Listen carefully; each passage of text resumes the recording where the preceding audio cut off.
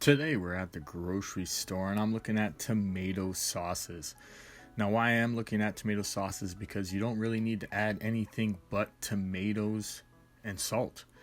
And a lot of them just add random stuff that doesn't even need to be added to the tomato sauces. So I'm just here looking through a few that had tomatoes and salt, and that one has tomatoes and basil added to it. It gives you actually a percentage of how much is in it.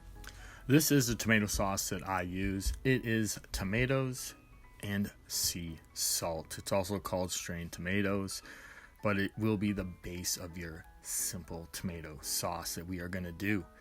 First, we're going to start with some onions, and we're going to peel these onions and get them ready to be diced. Now, the main thing when you're dicing is you want to keep them all the same size so that they actually cook evenly.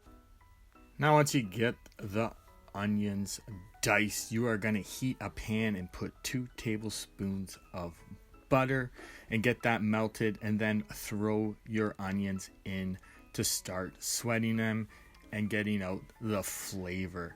So you're just going to stir occasionally so that you don't burn them, and then you're going to add 1 tablespoon of garlic powder and then mix it in with the onions so that it rehydrates and you get the maximum flavor out of it.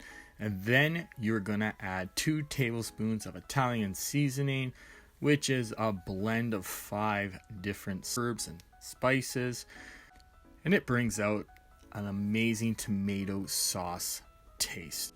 Add 1 1/3 cup of the strained tomatoes that you purchased at the grocery store, and then mix it in so that all the flavors marry together with the onions and the garlic and the Italian seasoning. And it will smell pretty aromatic at this time and smell delicious. And add 2/3 cup of water, and then let this simmer down by stirring it occasionally so it doesn't burn in the pan.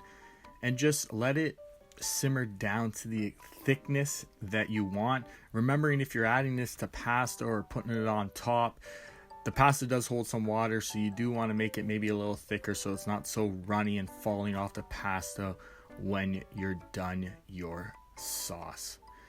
A technique that I use to check if my sauce is thick enough is that I will run the spoon across the bottom of the pan, and if it doesn't all run back immediately, it is done in the thickness that I want. You do have to add a little bit of butter to your pasta so that it doesn't stick together. And then I threw my sauce on top of gluten-free white rice pasta.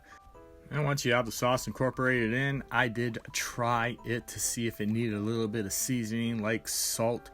Now once you are done here, you can serve it on a plate and put some shredded cheese on top, and that's my favorite. And enjoy.